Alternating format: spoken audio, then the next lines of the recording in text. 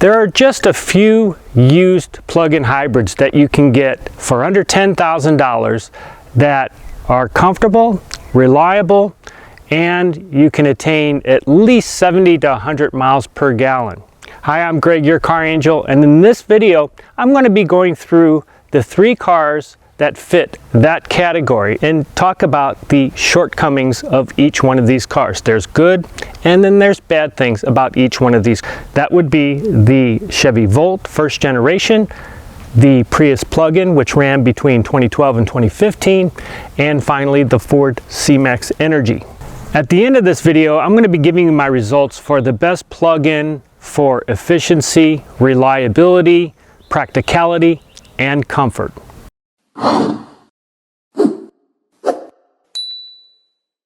Each of these cars is designed to do something extremely well, and that is to extract as much efficiency out of a short commute as possible. They all do it in a little bit of a different way, but they're all designed just like a pure EV, but with the addition of a small engine. And that's the beauty to the plug-in hybrid, in that every household would benefit by having one of these cars parked in their driveway, plugged in, charged up, ready to go to make that errand to the hardware store, to the grocery store, to the bank, pick the kids up from school.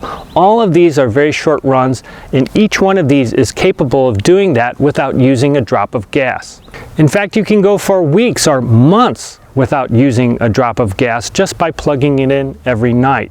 And if one day you wanted to hit the road and go cross country, you can do that too. These cars are capable, just like a regular car, of refueling at gas stations and basically reverting to a hybrid.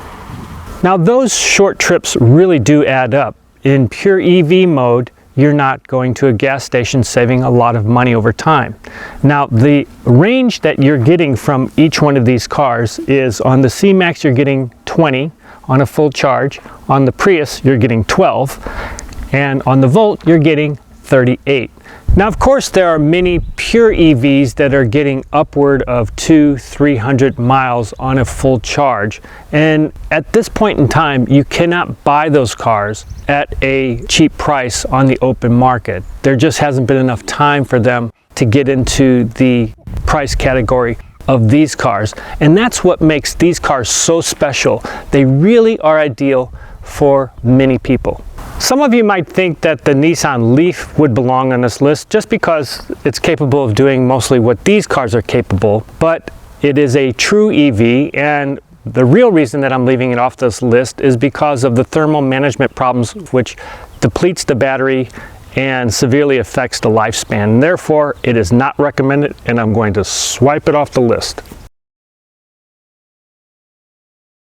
The Cmax is based on the Ford Focus platform, and it has European roots, which means that the interior is a little bit more European and upscale, using better quality materials, especially when you compare it to the Prius. The Cmax Energy is a bit of a dark horse when you compare it to the other 2 cars, in that it feels much more like a regular car than an EV.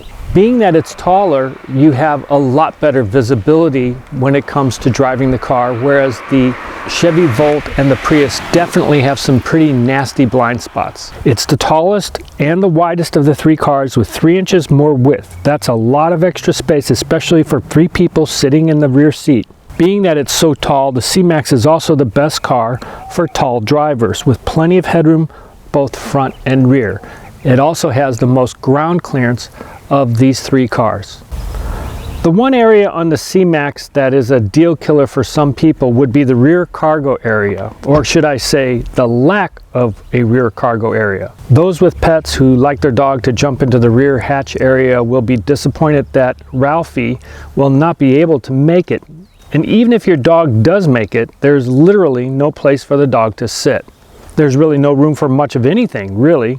As I mentioned, the materials on the interior are really high quality, with comfortable seats and a great driving position, and it gets top marks on the interior.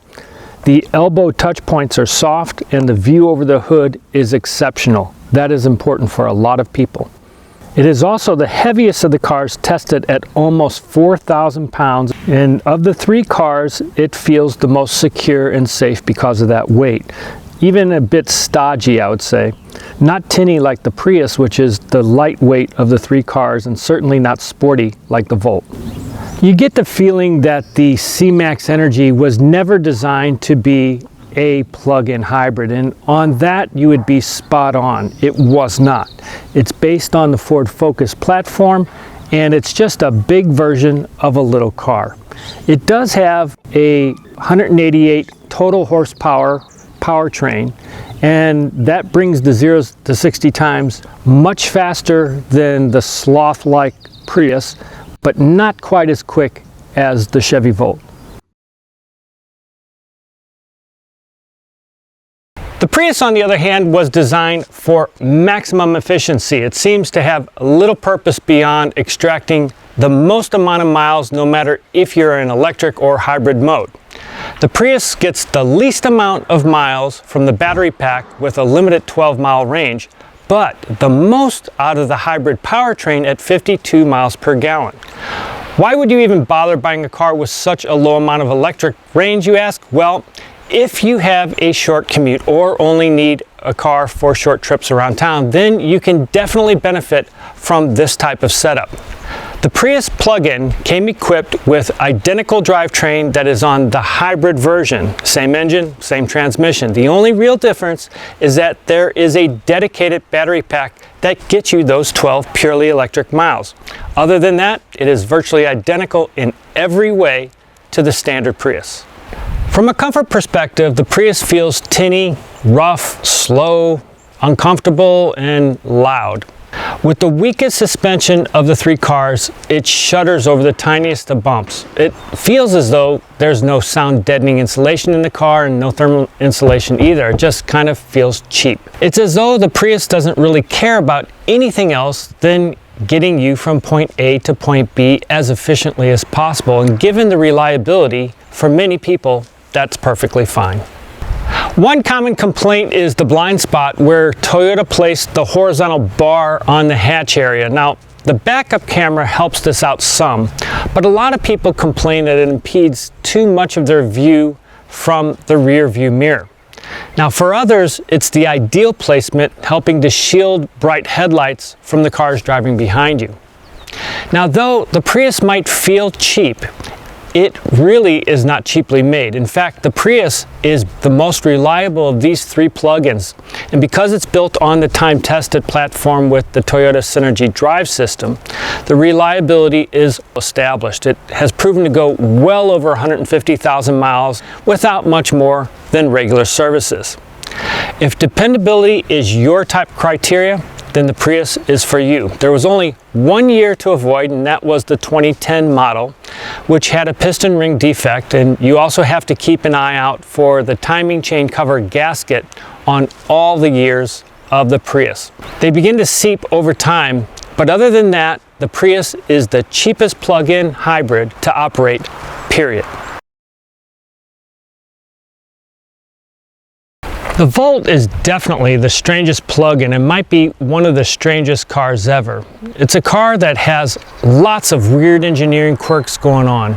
Some are useful and innovative, and others are downright frustrating. Nowhere is that more obvious than the dashboard, which is bizarrely unintuitive.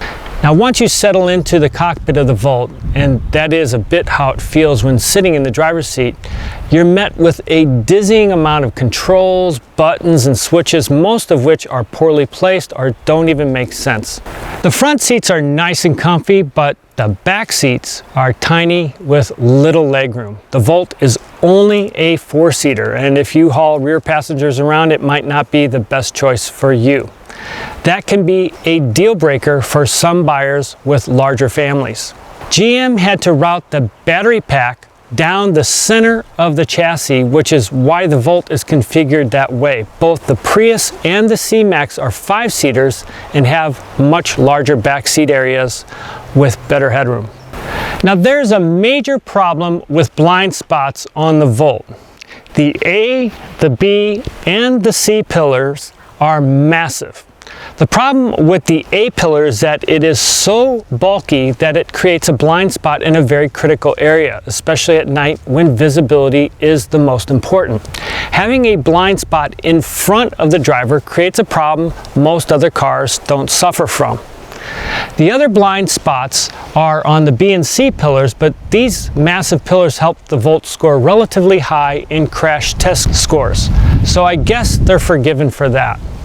If blind spots are your nemesis, then stay clear of the Volt. Having a good quality backup camera would help with some of the blind spots on any car. Unfortunately, the Volt does not have a good camera setup. The GM engineers must have gone into the Toys R Us fire sale for this piece of junk because it's really bad. I would even say it's downright dangerous, which is a terrible thing to say about a backup camera since it's supposed to be a safety feature.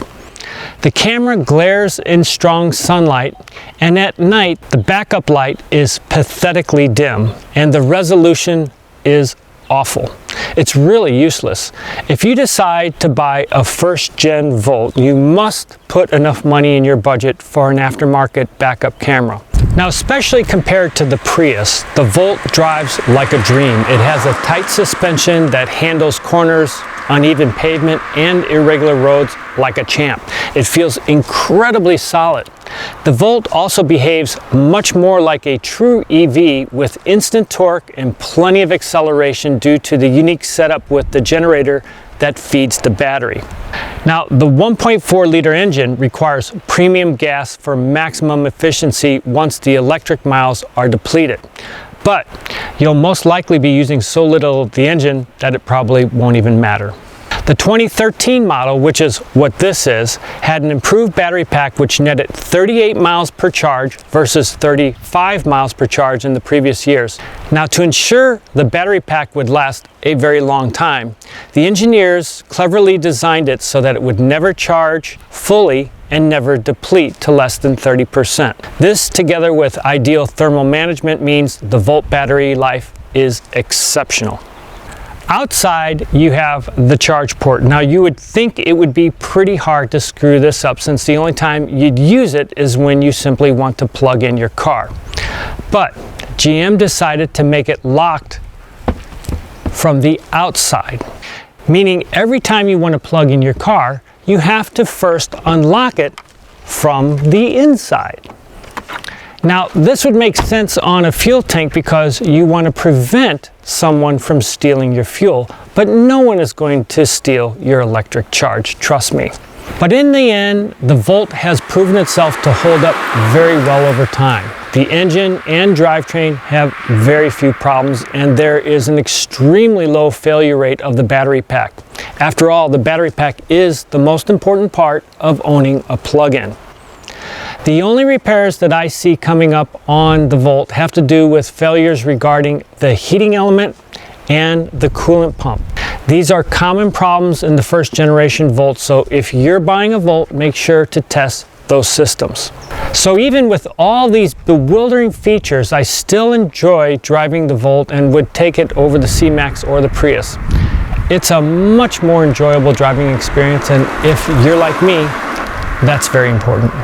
So overall scores on these three cars would be that the high marks for the Volt would be that it feels like a driver's car. In your hands, this car is the best between all three.